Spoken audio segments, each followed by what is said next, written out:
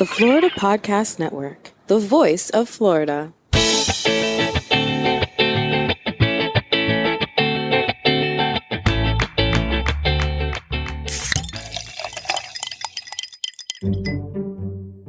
This is Gerard with episode number 54 of Florida's Fresh Mix on the Florida Podcast Network, a random mix of Florida's freshest personalities. Listen in, y'all. It's a great one. Hello, Fresh Mixers. What is up? Welcome to Florida's Fresh Mix podcast. Thank you for joining us today. And by us, I'm talking about your host, Gerard. Gerard, what's good?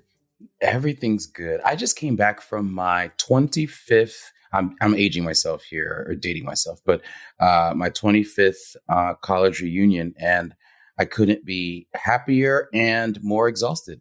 But I'm in a very, very, very good mood. That's awesome. And you know what? Age is nothing but a number, 25. That's something to celebrate, I'd say.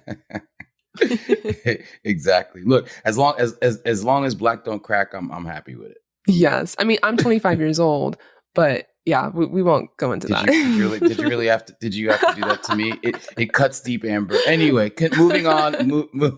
Moving on. Oh my gosh. Okay, people, we have a really cool show today. We have two very special guests. That's right, not one, but two guests. And Gerard is talking to them all about conflict resolution, something we all can probably do better with. So our guests today are going to teach us a thing or two about resolving conflicts and what that looks like, especially in the workplace. And they also give some examples in the real world. So without further ado, our guests today are none other than Dr. Jeremy Pollack. He is the founder of Pollack Peacebuilding Systems. And with him is Gigi Gutiérrez. She is the CEO of Peaceful Leadership Institute. Now, I just want to say real quick, they both have so many credentials, like a full-on list, literally. But I'm not going to get into that right now. Gerard will get into that when we roll the interview. It's literally like the first 2 minutes is just him listing all their amazing credentials and experiences.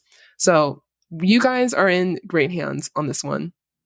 Yes, I'm really excited for people to hear this interview. And I was excited to have it because I didn't realize until fairly recently that conflict resolution was a thing. There was a business model to it and people have seminars on it and teach it. And I just find both of them to be so well versed in this area. And I see it as something that's going to grow and expand and can be applied to so many areas of daily life. You mentioned the workplace, but it can also apply to so many things, whether it's relationships or, basically any kind of relationship, where there's conflict. So I was very happy to get people that are very, very, that have a lot of expertise in this area. So we got lucky with this one.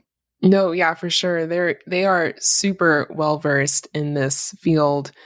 So Gerard, one of our guests today is no stranger to you. Yeah, that's exactly right, because I have met Jeremy before. Okay. Way to bury the lead. But, yeah. But no. In all fairness, I was very happy to interview Gigi as well, because I've known Gigi for over 15 years, and she is my significant other. She's an amazing person.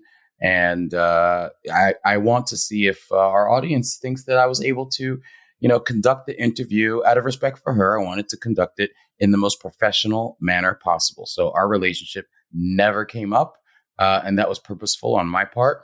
And let's see if the audience judges me on pulling it off. Well, I don't know. We'll see. Well, I think you pulled it off beautifully because, I knew the entire time and I couldn't tell that you guys were dating just from that conversation alone. So guys, it won't get weird. It won't get PDA uncomfortable. It's very professional. And if it did, who cares? Well, it was uncomfortable for me because she kept calling me by my government name, which I'm not used to at all unless there's conflict in our relationship. Oh, okay. So she kept calling me Gerard, and I was like, okay, yeah. So you're triggered. Yeah. No, it was fine, but I'm just not used to that. But no, it's all good. So, well, I'll let the audience be the judges. All right. Well, before we get this one going, Gerard, please tell our listeners about your favorite nonprofit organization. Thank you, Amber. As our devoted Fresh Mixers already know, for the past 3 years, I've proudly served on the board of directors of Guitars Over Guns.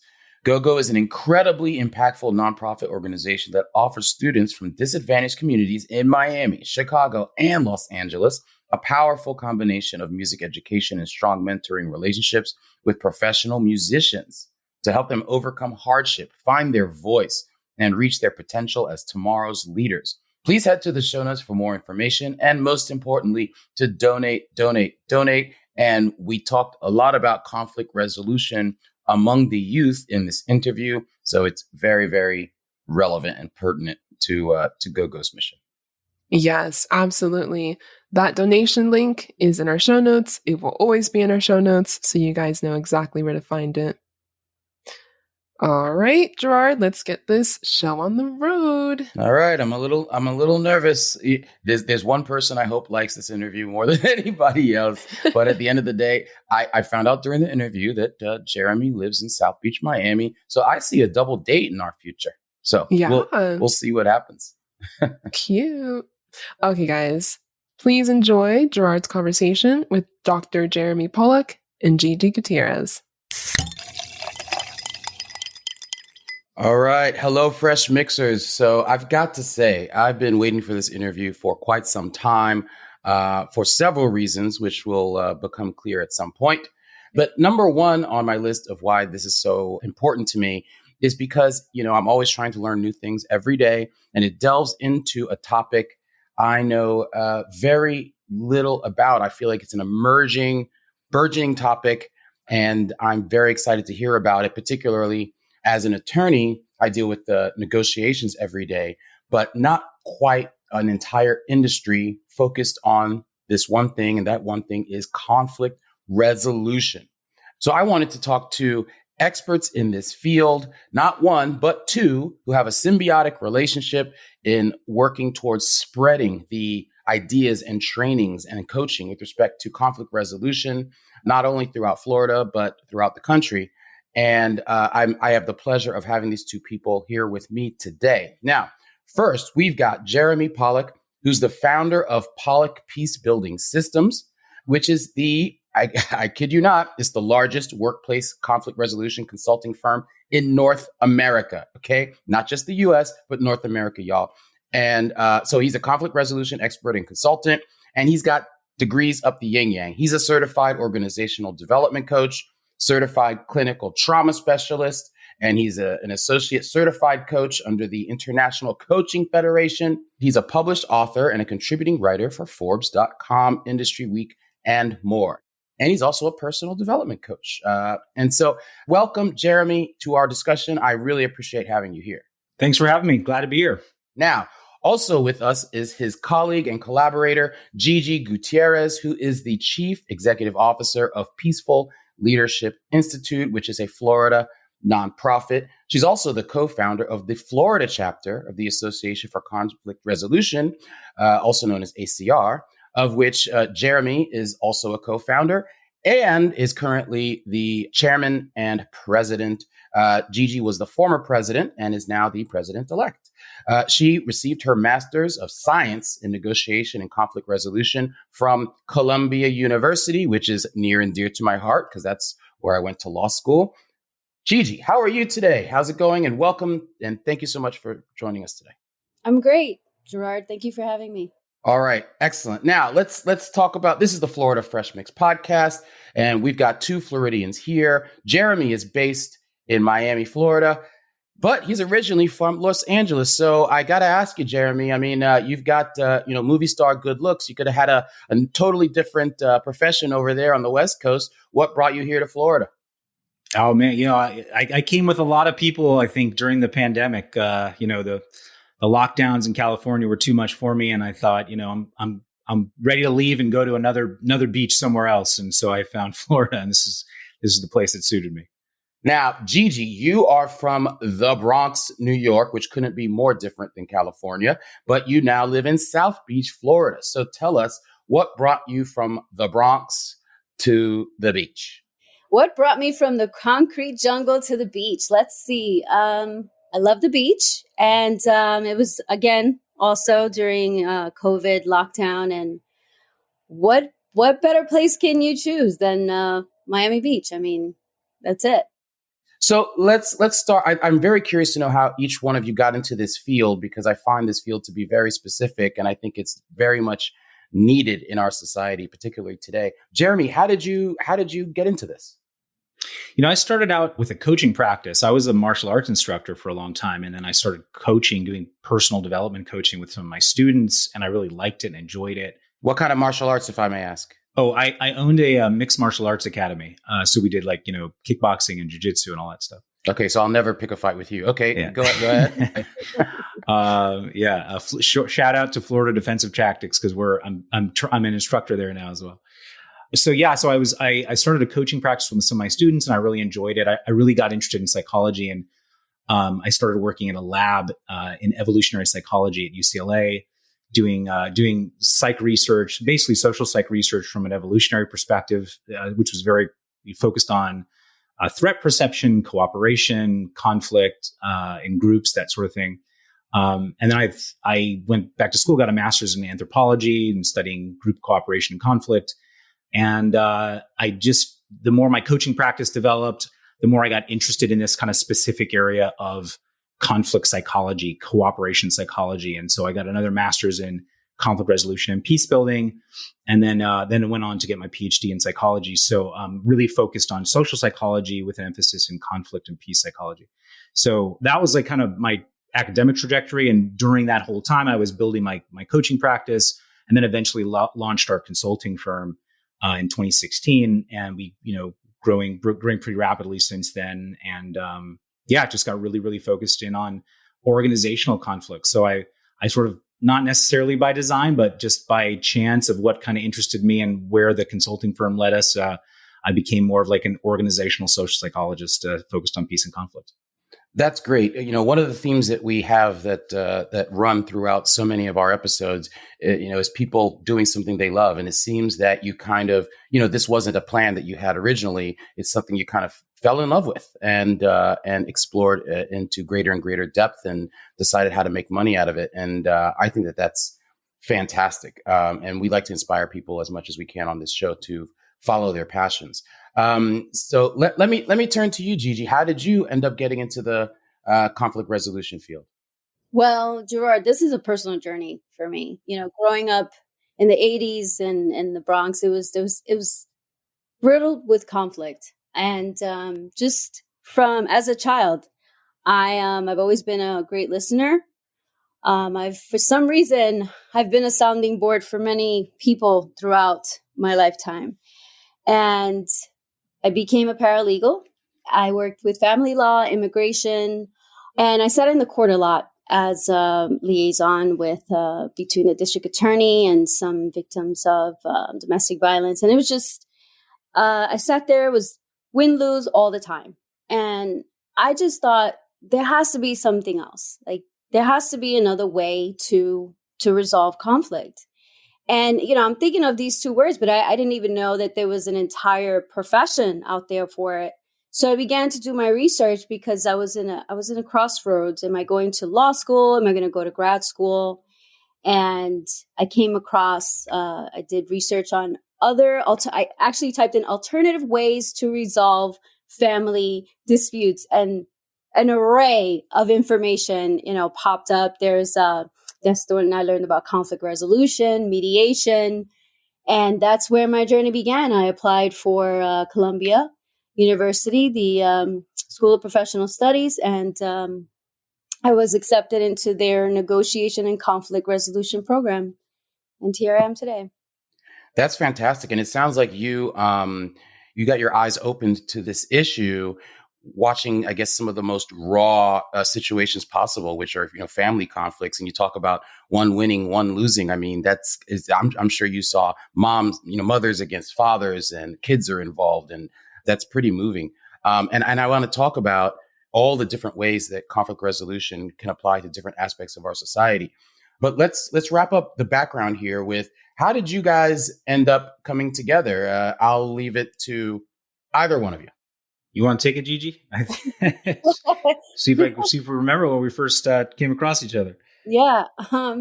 So I reached out to Jeremy via LinkedIn, because I was looking up conflict resolution on LinkedIn while living in Miami. I don't know that there is many places in Miami that have conflict resolution, but Jeremy's, he kept popping up. Pollack Peacebuilding kept popping up. And that's a good sign. It's good marketing. Way to go. Way to go, SEO. Yeah, exactly. No way around it. Like, it just kept popping up. So I was like, all right, let me reach out to Dr. Jeremy Pollack. And I believe I sent you a message on LinkedIn. I believe that's how it started. And I introduced myself. I believe you asked me for my resume, sent it, and then we met at, I think our first meeting was at Starbucks. Yeah. And then we started talking about potentially starting a chapter of the Association for Conflict Resolution in Florida, because we didn't have one. And so we started working on that. And then, we, at the same time, I was with my team at Pollack Peacebuilding, we were independently kind of launching our own nonprofit called the Peaceful Leadership Institute. And that was just beginning. We were trying to figure out, what our mission was and our purpose and all that stuff. And so I think, I don't know, 9 months passed, and we were kind of working kind of slowly on developing our ACR chapter. Right. And then eventually it got to the point where I thought, I think we need someone to kind of head up the Peaceful Leadership Institute. And Gigi was, I think, in a position where she was kind of looking for her next movement into this field. And I said, hey, why don't we work together? Why don't you come over and kind of run our nonprofit? Sounds great. So I see, Pollack Peacebuilding Systems and Peaceful Leadership Institute, one being a for-profit arm, the other being a nonprofit arm, as like two concentric circles that have their own thing, but then also interlap. And I think that from what I understand, it looks like your company deals primarily with workplace conflict, whereas PLI, like your website states that it trains workplace leaders, but then it goes beyond that to say that, it also trains school board members and community leaders. And I would imagine that PLI might even expand to more broad facets of society and conflict. Am I getting any of that right? And I'd like to know how you envision ACR fitting into that paradigm. Yeah, I mean, from my perspective, that's exactly kind of how it's set up, right? So we have a for-profit company, and originally in the for-profit, we were creating services that were targeted at families, communities, and workplaces. And we realized that in terms of just a business model, it made more sense to really focus in on organizations. So we just focused on that. But we still had this kind of burning need to, also do what we could and train people in leadership skills that are really focused through peace and conflict psychology in communities, or in nonprofits that don't have money to work with us from the for-profit angle. So we created this nonprofit to really not have the financial pressures put on us, and in that way kind of let us do very low or no cost training and some services to community organizations or local political leaders and that kind of thing. Because I think it's really important that our leadership in all walks of life have some of these critical skills to actually be able to manage and prevent conflict better rather than to create conflict, which is a lot of what we're seeing today. So it's our way of kind of, making sure we're spreading the message outside, not just focused on like how we can make money with it, but just,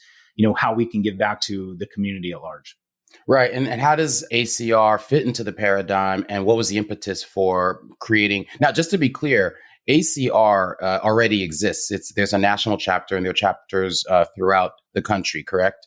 But there wasn't an existing Florida chapter. Yeah, ACR is like completely separate from our two entities, PLI and Pollack Peacebuilding. That was something that, because my team in Pollack Peacebuilding are all over the country. Nobody else really is in Florida. Just Gigi and I are. And so that was something that I thought would be fun to create. I was involved with the chapter in Arizona a few years ago when I lived there. And I thought it would be nice to create a community here of local conflict resolution practitioners. And, through that entity, we're kind of focusing on not just supporting other ADR, alternative dispute resolution practitioners in Florida, but we're also trying to put together like a junior mediation roster so that, we can provide low cost mediation to communities here in Florida. Something that we don't do through PLI and through Peacebuilding is, it's organizational mediation only. So we don't do that with families or anything like that. So ACR Florida is like a channel, not just to promote each other, and also to support each other as practitioners, but also to hopefully provide some mediation resources, low cost mediation resources to community members.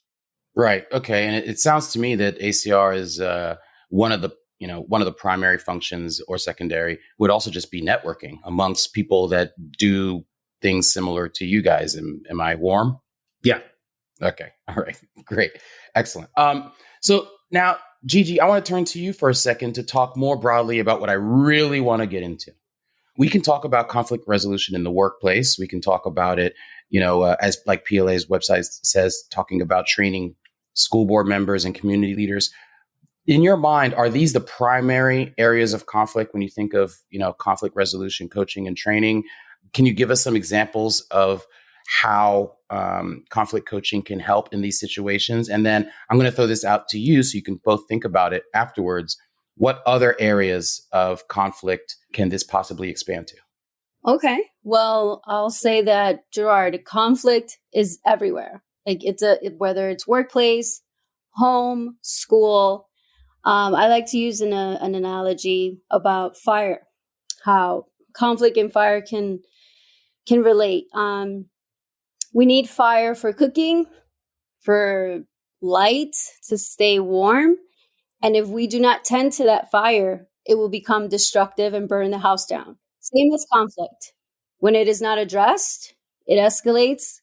People's needs aren't being met and relationships are destroyed. So people tend to view conflict as a negative.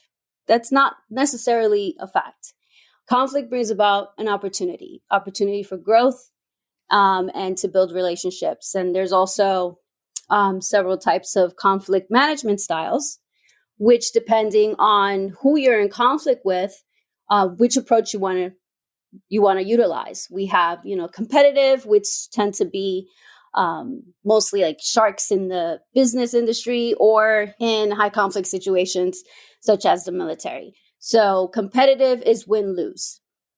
We have the avoidance, which I use animals because I've trained youth in the past. So I mentioned animals in relation to the types of conflict management. With the competitive approach, I say shark, because a shark is all about, I'm going to eat, no one else is winning. It's win-lose.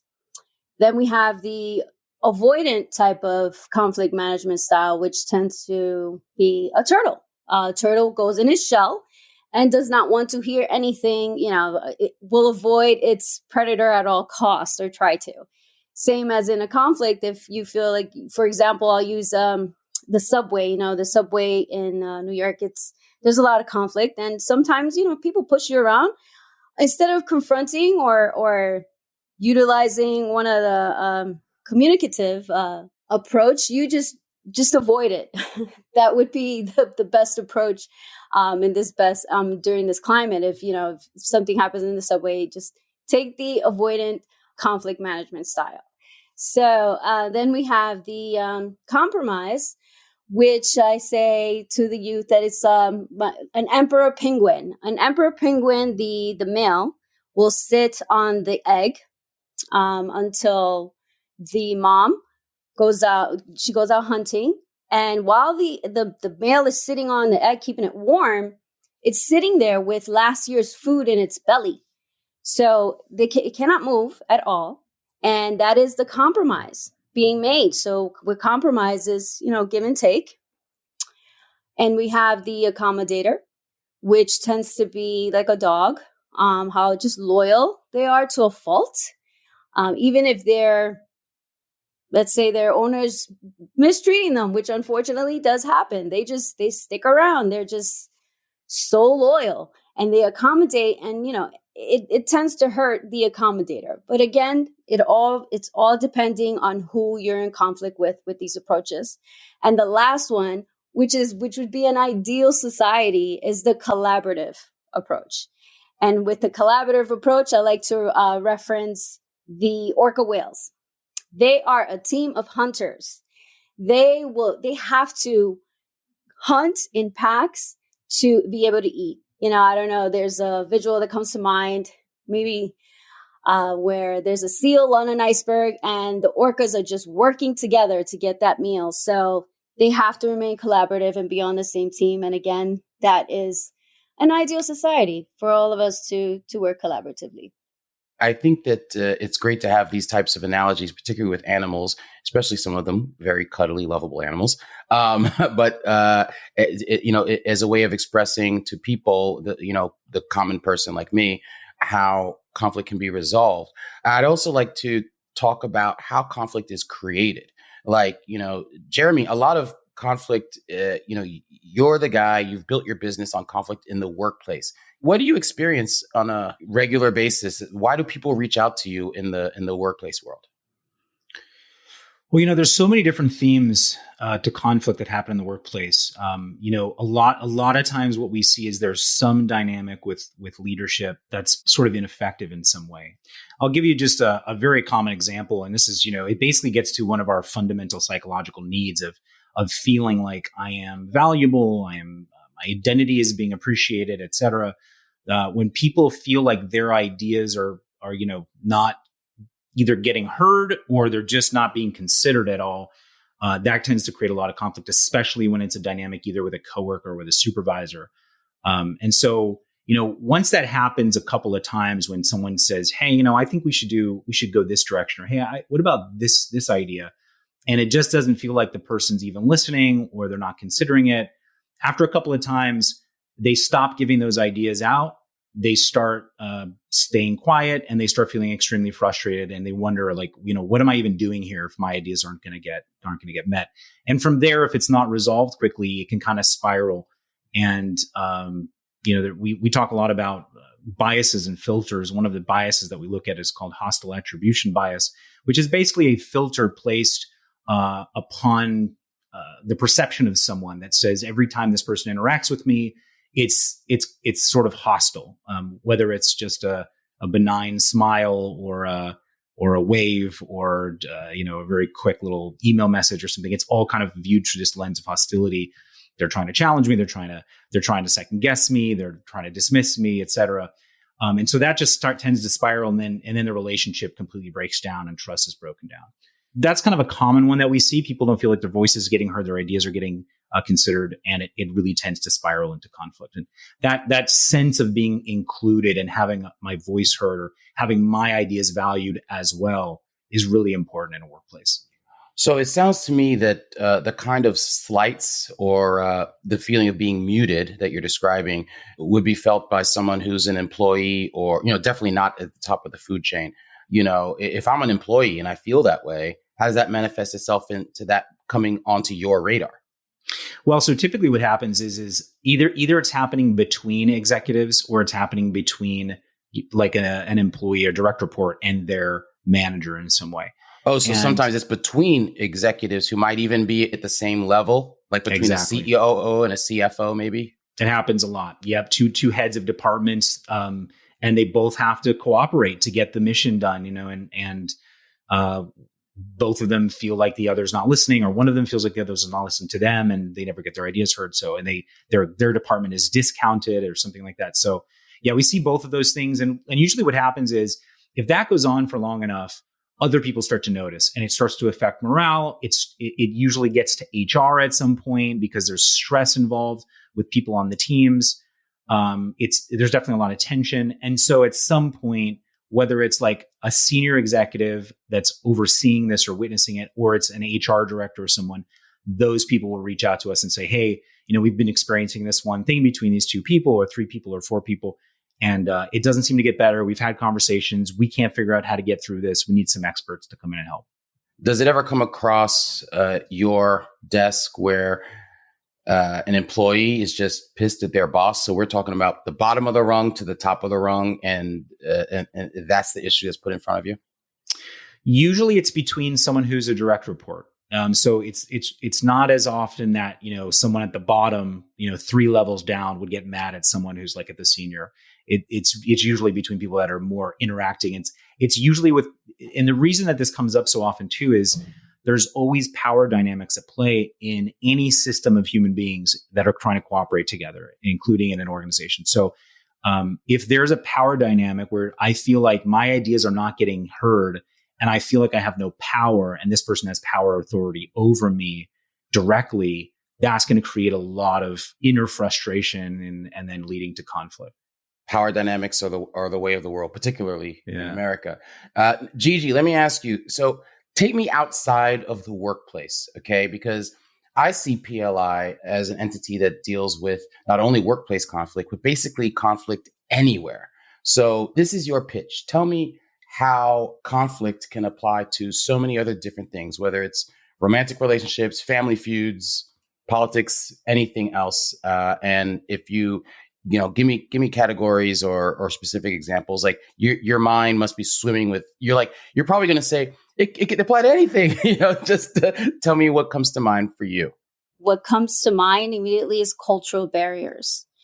What falls on the cultural barriers is language, social values, traditions, beliefs and ideas, ethnic background, religion. So, that's right there. That's a lot of room for conflict within all those subtopics that fall under cultural barriers. Well, there are people having wars over some of those topics. Right. So, like literal wars. So I would tend to agree, but go ahead. What stands out the most to me is social. I feel like whenever someone doesn't feel heard and their needs aren't met, therein arises the conflict. But it's just a lot of people go in with conflict that aren't maybe aware of conflict resolution. And it's just like they just start to pass judgment on others. Working in the youth, with the youth and working with, family law, this was a very common theme as far as like, mom would want the child either to, attend church, and the dad was an atheist. So, within that in itself, it seemed like an unresolvable conflict. And again, not all conflict can be resolved. They could be solutions pitched, but there's not always a resolution. So, some people choose to, walk away and use the avoidant approach. And then, I'll talk a little bit about the youth. The youth in itself, they have this, they're in a world of conflict. Their conflicts are stem from, the way they dress to the way someone looked at them one morning, someone stepped on my shoe. There is just an array of social conflict that poses itself in every industry, especially education, and when it comes to family. So I don't know if I answered your question, Gerard, but yes, you did. But I guess I'm trying to you basically buttressed my original thought, which is that it could be applied to so many other things, because there is such a wide array of situations in our society that would benefit from this kind of training and coaching. But let me follow up with you, Gigi, on one thing. You and Jeremy have both mentioned conflict avoidance. What are the harms of avoiding conflict? The harms of avoiding conflict is, I think, one of the obvious that will never get resolved. And you risk losing that relationship. So I guess when if you're going in the direction of avoiding the conflict, I guess perhaps the relationship doesn't mean much to you per se. Jeremy, do you want to add to that? Well, yeah, so I think of in every relationship, there is a sort of cost benefit analysis that happens. The cost of managing the relationship sort of has to outweigh has to not outweigh the benefits of that relationship. Let me stop you right there, Jeremy. Yeah. I have to pause because I have a big smile on my face, because in my relationships, I use the phrase cost benefit analysis all the time, and it's partially because I'm an economics major, and I think it sounds cold sometimes, But it's what's happening. but it's what's happening. And I think at the end of the day, trying to do your best to make a logical decision as opposed to an emotional decision. And sometimes the emotions can factor into the costs and the benefits. But I just wanted to say that I had to interject because I'm just smiling because I use that phrase all the time. But go ahead. Yeah, I mean, it's not thought about in those terms when we're like, when we're in relationships and we're trying to figure out whether we want to stay in them. But at the end of the day, if we're looking at how to analyze a conflict and analyze potentially a relationship, I do think we have to look at like, what are the benefits and what are the costs of managing this relationship? Now, a lot of times when we find ourselves in conflict, it may be with someone who we don't care about a relationship with. It may be with a stranger. It may be with like some political party or some group that we just don't have any relationship with. We don't care about the relationship. So then the question is, well, why not stay in a conflict with them? And I think a lot of people could probably intuitively answer that. Being in conflict creates tension and stress on the body and the nervous system is generally not a healthy thing to remain, at least in a chronic way. So we want to have as much peace in our lives as possible if we want to live in a happy world, if we want to have joy in our life. The more conflict we have ongoing, typically the more stressed out we are. Now, like Gigi said earlier, conflict is a natural catalyst for change, and it's important and probably the best catalyst for growth and for innovation. But when it becomes what we call protracted conflict or ongoing conflict, or when it becomes escalated conflict, which is when conflict goes from a rational problem-solving mission to this sort of emotionally charged, escalated situation where people's nervous systems are in fight or flight, and it's causing a lot of stress and hormones to be released in the body that cause stress, that's typically not healthy. We want to try to avoid that as much as possible for everybody involved. And it takes us out of our rational, creative problem-solving brain and into a very different part of our brain where we can't really resolve conflicts very well. So those are the kinds of things that we try to really figure out is like, how do we get people to de-escalate in order to get them back to sort of the baseline conflict and start problem solving? Right. And you just used a phrase that I really, really appreciate, which is de-escalation, because sometimes it's got to be the first prong. You can't just take two yelling people and all of a sudden tell them, hey, do this, do that. First, calm down. Okay. Yeah. And so I appreciate that you use that phrase. Having said that, are there basic tenets of conflict resolution that you guys believe apply across the board with respect to all forms of conflict that you could rattle off quickly? I'll leave the floor open. I have one, but Gigi, do you have one that you want to go over? Well, yeah, I mean, I'm glad that Gerard placed emphasis on de-escalation because we actually have a workshop coming up in June that's free and will be live and online. When I think about self-regulation, what comes to mind? I mean, de-escalation, what comes to mind is self-regulation, self-awareness. What is self-regulation? You're in a heated dispute with a partner. Before you go into that, fight, flight mode that Jeremy had mentioned earlier, which is, it's just embedded in our brains from caveman era. You want to take a minute to stop and do a self-assessment. Comes along with the cost benefit analysis. Like, is it the appropriate environment for you to yell, or should you just, take a minute and collect your thoughts and approach the manner in which you're not going to destroy the relationship? That ties into self-regulation and just being self-aware, which, you can think of the emotional intelligence that ties into self-awareness, self-regulation. And I don't want to give away too much with our de-escalation workshop. So I'm going to pass it over to Jeremy. Yeah, I mean, just to piggyback on that, wait, regulation. Before you do that, I just wanted to ask one other question. Sorry, Jeremy. Do you think that you can learn self-awareness, or are you born with it? Can it be taught? Absolutely, it can be taught. Are some people born more patient than others? Yes. we don't stop learning, Gerard. I mean, that's just a part of life. Some people, there's fixed mindset and there's growth mindset. And in order to be present, in order to be relatable, in order to be able to address conflict in a productive manner, it's important to be in a growth mindset, which one of our programs has as being strength-based mindset. But how can I grow or be patient or learn to be patient if I'm not aware that I'm a jerk? How do I become aware that I'm a jerk? Can that be taught to me? Can it be taught to you if you're a jerk? Yeah, I mean, I'm just using that as an example. We're talking about self-awareness, and when I think about self-awareness, and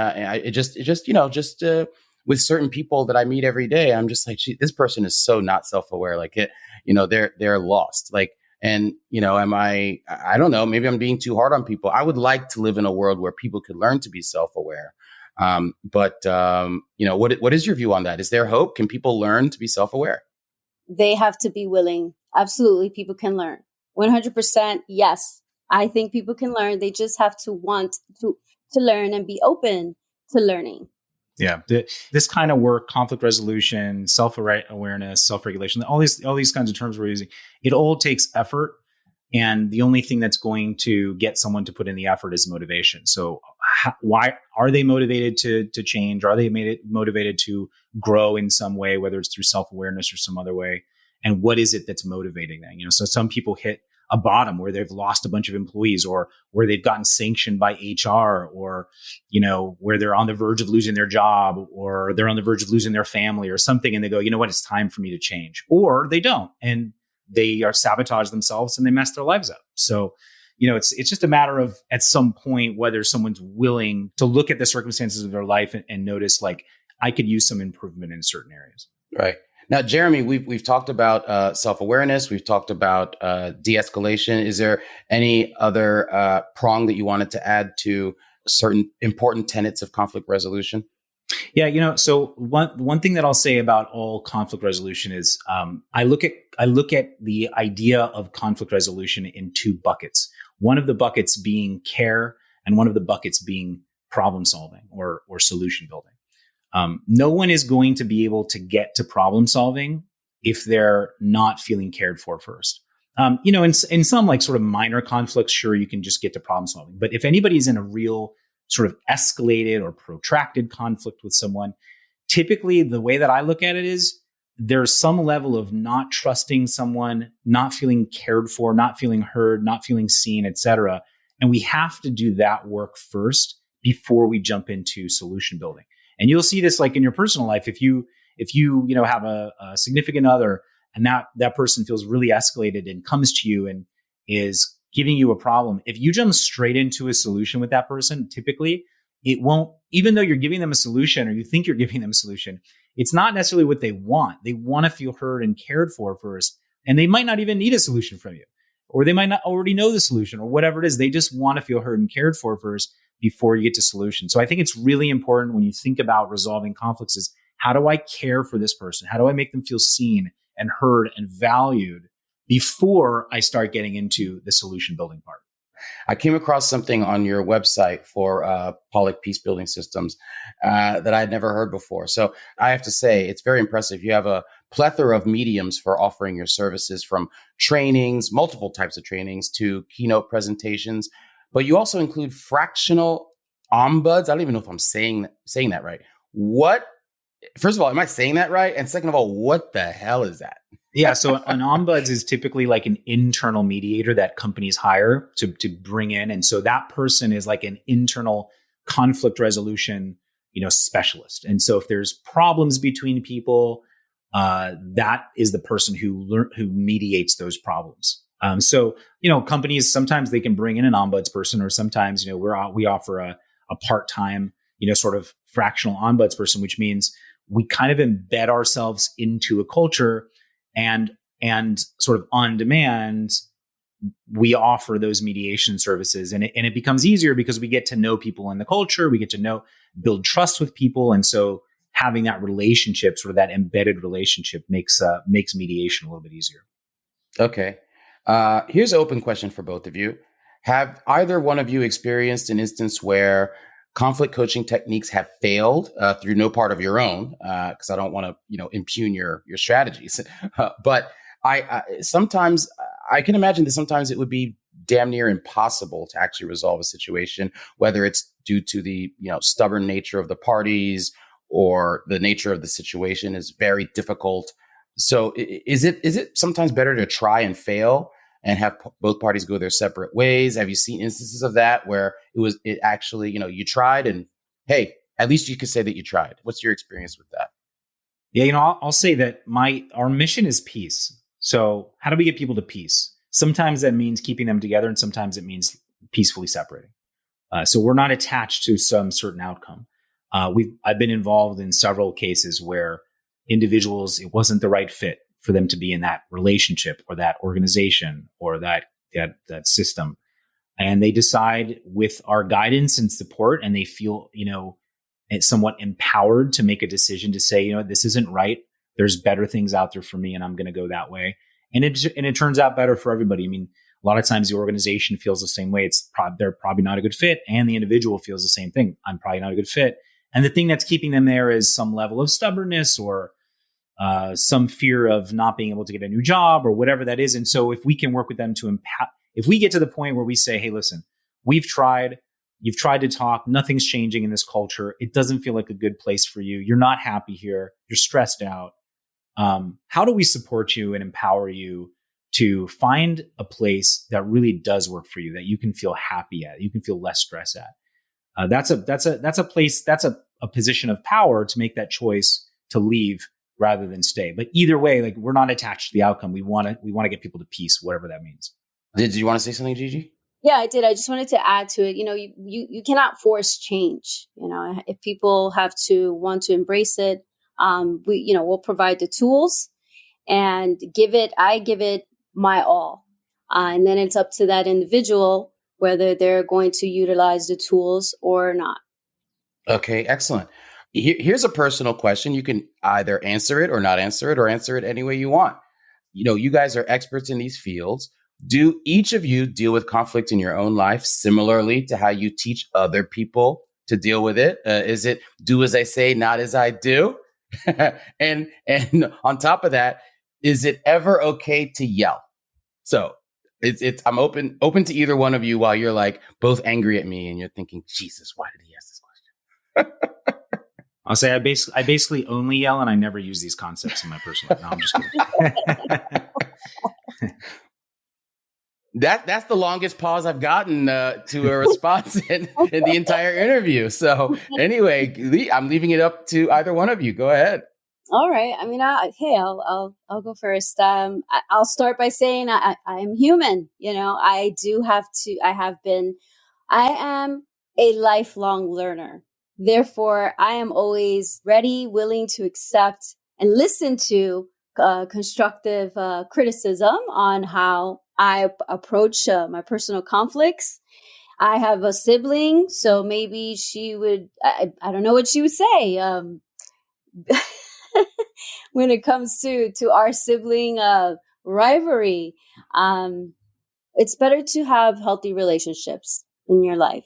I love peace. I love to live in peace.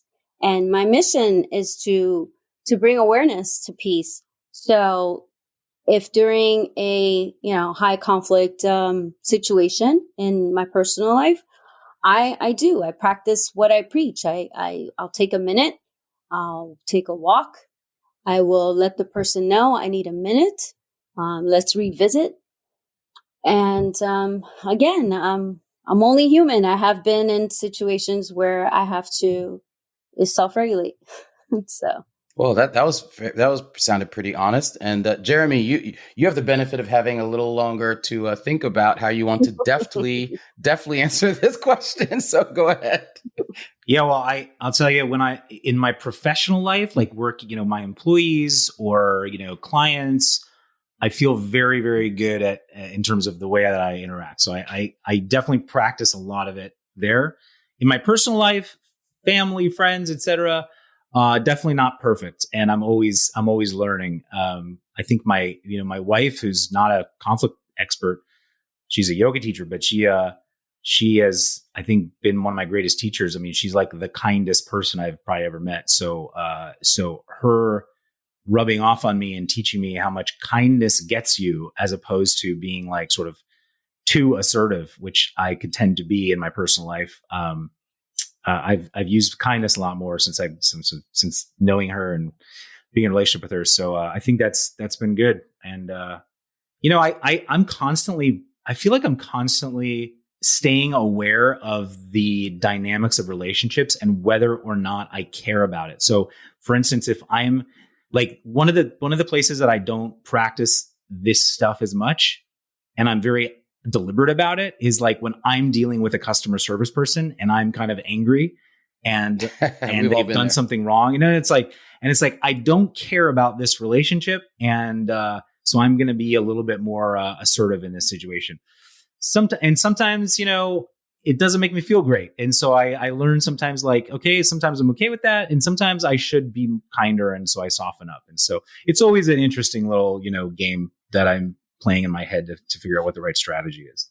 Well, it seems like you've got a very symbiotic relationship with your wife, because she can you teach conflict coaching, and when you get fired up, she can bring you peace and calm you down. So that's the goal. That works hand in hand. That's great. Quick lightning round. Jeremy, what's your favorite place in Florida? I live on the beach, so I think that's my favorite place. So you live in your favorite place. Also, you're a recent transplant. So yeah, you haven't been all around the state yet. I've been in a good amount of places. I mean, there's great places in Florida. I love all around Florida, but I have to say Miami Beach is definitely my favorite. Well, it's my favorite. That's why I live here as well. I didn't realize you were on the beach. Okay, yeah. Well, we'll have to talk about that offline. And what about you, Gigi? Where's your favorite place to go in Florida? Well, there's one place that, it's just so profound that I visited. It's the Holocaust Museum. It's just the sculpture that they have is just so profound. I studied art history for undergrad, and you're talking about the one in Miami Beach. The one on Miami Beach, yeah. It's just it just has so much presence, and you go in there and you just really you feel it, So that has been one of my favorite places to visit. I gotta go there. I haven't been there. Oh, it's amazing. Yeah, it's right there. I've been there. It's very, very powerful. And believe it or not, it took me. I've lived on South Beach for over 2 decades, and it took me having a very special visitor to go in and be there for the first time, even though I've walked past it countless times. So, yeah. Anyway, let me close with this. Gigi already mentioned a seminar coming up. Do you guys have any other events or anything else coming up that you'd like to promote with me while you're here on the mic? And tell me where to find you on social media. Well, so we have every 2 weeks through the Peaceful Leadership Institute, we're doing an online training that Gigi is leading. So you can go to peacefulleadership.org to find out more about our events there. You can also, if you have any needs for conflict resolution in the workplace, you can come to pollackpeacebuilding.com and we can help you there. Excellent. Gigi, anything on your side? I'm looking forward to our workshops that are starting in June. Okay, excellent. Well, we're going to obviously include all the links to all of your organizations in our show notes. And thank you so much for educating me on this topic that I knew very little about. And I find very fascinating. And I see it as in its nascent stages and it spreading like wildfire across the country. And I'm going to be proud to say that I was here to witness the beginning of it with 2 experts who are, I anticipate, will blow up even further. So I really appreciate your time and schooling me on a lot of things. Thanks, Gerard. Appreciate being here.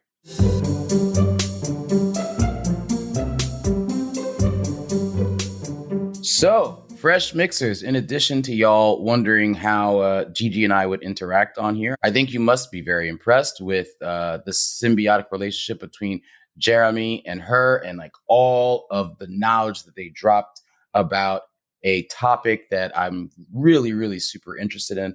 And I think that conflict resolution is not something that we talk about day to day. My instinct is that each of us individually kind of assume we approach conflict in our own individual way, and that our approach is the best for us. But then sometimes you have to ask yourself certain questions like, am I finding myself in conflict constantly? Am I losing valuable relationships due to conflict? And the hardest question is sometimes is, could I be the problem if I'm constantly having conflict? And we got into all those topics, including self-awareness.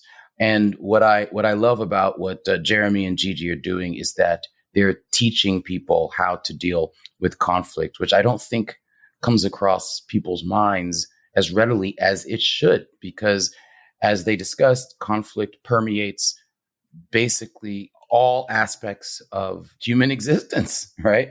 So, what they're doing, they're providing an amazing service, and they teach a lot of very, very useful techniques, etc.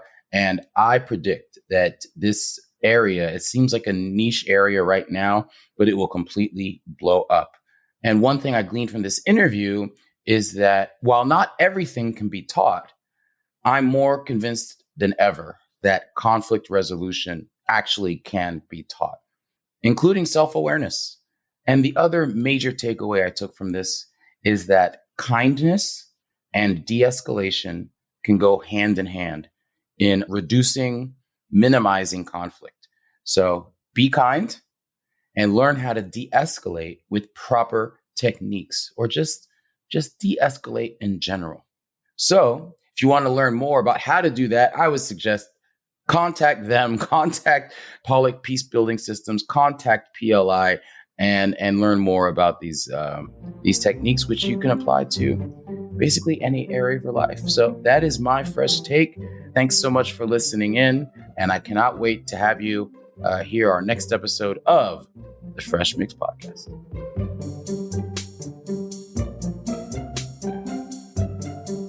For details and show notes about today's show and our guests, go to freshmixpodcast.com. Florida Podcast Network has a closed Facebook group exclusively for super fans of their shows. Just search for FPN Insiders on Facebook to leave us comments, get early scoops, contests, and other special treats. Or you can do what my wonderful producer is about to do. I would say my wonderful frustrated producer is about to do, which is to complain about something about Florida that I totally agree with. Take it, Amber. So frustrated, Gerard. Okay, guys, I'm just going to vent real quick. That deep sigh says it all, but go ahead. Let me tell you guys, I'm driving on I-95. I'm in the left lane, and I'm going, a reasonable speed, considering it's the left lane.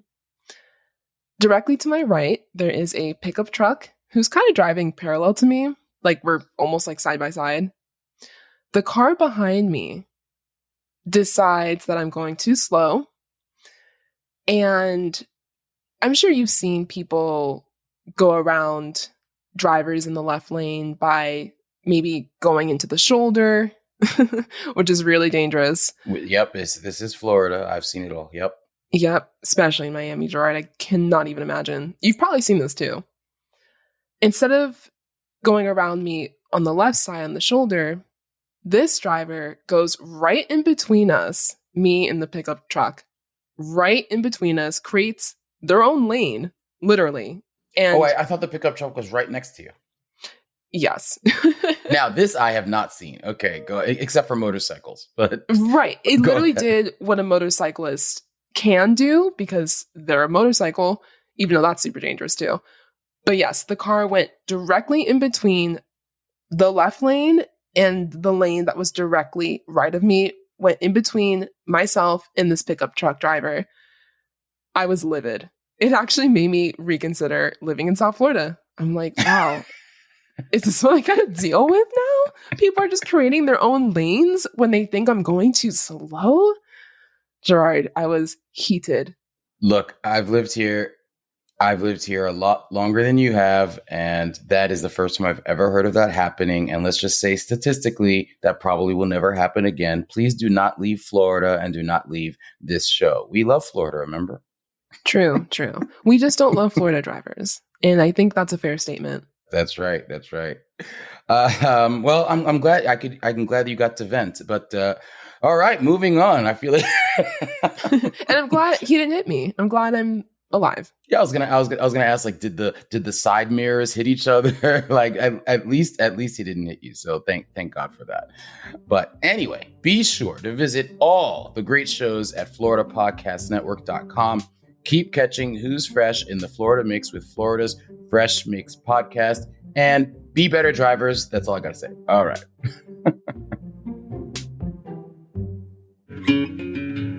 Flintstone Media has been building brands through the power of podcasting since 2014, serving as an award-winning and highly resourceful podcast production house and consultancy firm. Work with producer Jemmy, a leader in the podcast industry, and add a new podcast to your brand's content offerings. From show development and setup through recording and distribution, producer Jemmy and her team will lend their experience launching dozens of successful podcasts and producing thousands of episodes, making creating your show a simple and easy turnkey process for you. Visit FlintstoneMedia.com for podcast samples. That's FlintstoneMedia.com.